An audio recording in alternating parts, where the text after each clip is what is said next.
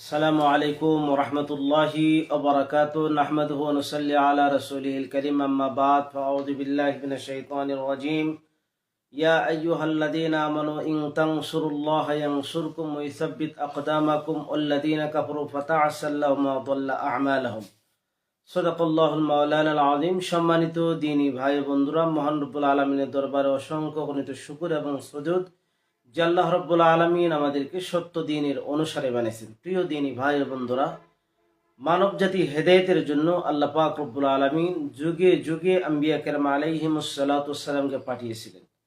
সর্বশ্রেষ্ঠ রসুল সাল্লাল্লাহু আলাইহি ওয়াসাল্লাম এই পৃথিবীতে মহান রব্বুল আলমিনের পক্ষ থেকে প্রেরিত হয়েছেন।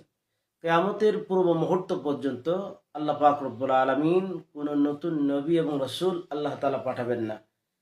প্রিয় নবী সাল্লাল্লাহু আলাইহি ওয়াসাল্লাম যেহেতু সর্বশেষ নবী, এই জন্যই কিয়ামতের অবস্থা সম্পর্কে, কিয়ামতের পরবর্তী অবস্থা সম্পর্কে এবং কিয়ামতের পূর্ব মুহূর্তে পৃথিবীর যে বিপর্যয়, পৃথিবীর অবস্থা, পৃথিবীর মানুষের অবস্থা সব কিছু এবং কিয়ামতের যে আলামত সমূহ রাসূল করিম সাল্লাল্লাহু আলাইহি ওয়াসাল্লাম আমাদেরকে জানিয়ে দিয়েছেন। সেই সাথে কিয়ামতের পূর্ব মুহূর্তে পৃথিবীর বিপর্যয়ের ভিতরে মানুষের কি করণীয় এবং সেখান থেকে কিভাবে মানুষ এই সমস্যার সমাধান করতে পারবে সে ব্যাপারেও রাসূল করিম সাল্লাল্লাহু আলাইহি ওয়াসাল্লাম আমাদেরকে জানিয়ে দিয়েছেন মহান রব্বুল আলামিনের পক্ষ থেকে।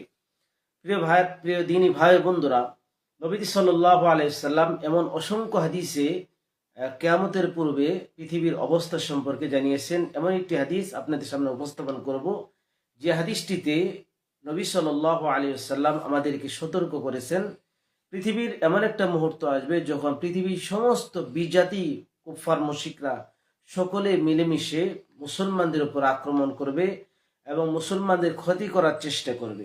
নবী সাল্লাল্লাহু আলাইহি ওয়াসাল্লাম এই হাদিসটি আছে সুনান আবি দাউদের ভিতরে।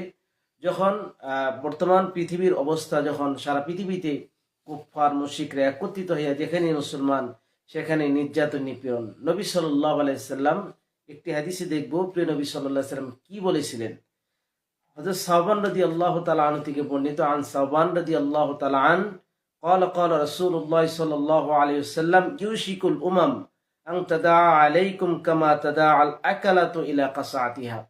হযরত সাওবান রাদিয়াল্লাহু তাআলা আনহু থেকে হাদিসটিতে বর্ণিত, তিনি বলেন রাসূলুল্লাহ সাল্লাল্লাহু আলাইহি ওয়াসাল্লাম ইরশাদ ফরমাইয়েছেন, ইউশিকুল উমাম, নবীজি সাল্লাল্লাহু আলাইহি ওয়াসাল্লাম বলেন আমার উম্মতের ভিতরে এমন একটা সময় হবে আং তাদা আলাইকুম কামা তাদা আল আকালাতু ইলা কাসাতিহা, তো এমন একটা সময় আসবে যখন যেরকম ভাবে দস্তরখানের চতুর্পাশে, পাত্রের চতুর্পাশে একত্রিত হইয়া মানুষ খাবার খায়, তেমনি ভাবে সারা পৃথিবীর বিজাতি বা কুফফার মুশরিক একত্রিত হইয়া ওই দস্তরখানের ওই প্লেটের মতো যেরকম ভাবে মানুষ সকলে একত্রিত হইয়া খাবার খায়, সারা পৃথিবীর বিজাতি এবং কুফফার মুশরিক একত্রিত হইয়া মুসলমানদেরকে হত্যা করার জন্য, মুসলমানদেরকে ক্ষতি করার জন্য, মুসলমানদেরকে শেষ করার জন্য তারা ঐক্যবদ্ধ শক্তি হয়ে মুসলমানদের উপর আক্রমণ করবে।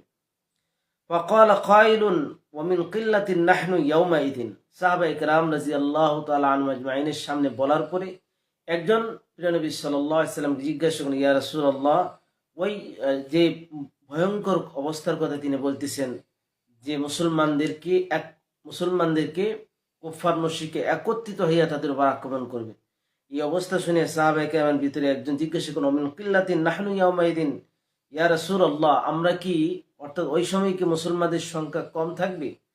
নবীজি বলেন, ক্বালা বাল আনতুম ইয়াউমাইদিন কাসীর, না না, বরং ওই সময় অনেক অসংখ্য অগণিত মুসলমান থাকবে, মুসলমানদের সংখ্যা অনেক বেশি থাকবে। ওয়ালাকিন্নাকুম গুসাউন কা গুসাইল সাইলি, নবী সাল্লাল্লাহু আলাইহি ওয়াসাল্লাম এখানে বললেন যে অনেক অসংখ্য মুসলমান থাকলেও কিন্তু তাদের অবস্থা এমন হবে যেরকম ভাবে বন্যার পানির স্রোতে ভেসে আসা আবর্জনার মতো।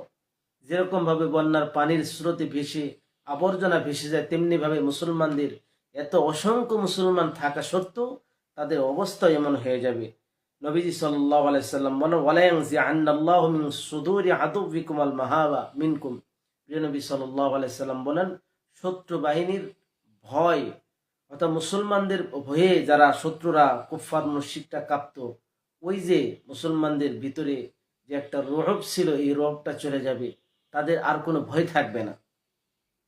ওয়ালা ইয়াকযিফান্নাল্লাহু ফি কুলুবিকুমুল ওয়াহান, আর তোমাদের অন্তরের ভিতরে আল্লাহ পাক রব্বুল আলামিন ভীরুতা তৈরি করে দিবেন। ওয়াকাল কাইলুন ইয়া রাসূলুল্লাহ ওয়ামাল ওয়াহান, এরপর একজন সাহাবী জিজ্ঞাসা করলেন, ইয়া রাসূলুল্লাহ, তাহলে ওয়াহান কি জিনিস? নবী সাল্লাল্লাহু আলাইহি সাল্লাম বলেন, ক্বালা হুব্বুদ দুনিয়া ওয়া কারাহিয়াতুল মাউত। নবীজি বললেন যে দুনিয়ার মহব্বত আর মৃত্যুকে অপছন্দ করা। প্রিয় দিনী ভাই বন্ধুরা, আজকে সারা পৃথিবীতে সব জায়গার ভিতরে মুসলমানরা নির্যাতিত, নিপীড়িত, কুফার মুশরিকরা একত্রিত হইয়া মুসলমানদের উপরে ক্ষতি করার জন্য, মুসলমানদের উপরে আক্রমণ করার জন্য চেষ্টা করতে সব জায়গায় মুসলমানরা নির্যাতিত, নিপীড়িত। এর কারণটা কি?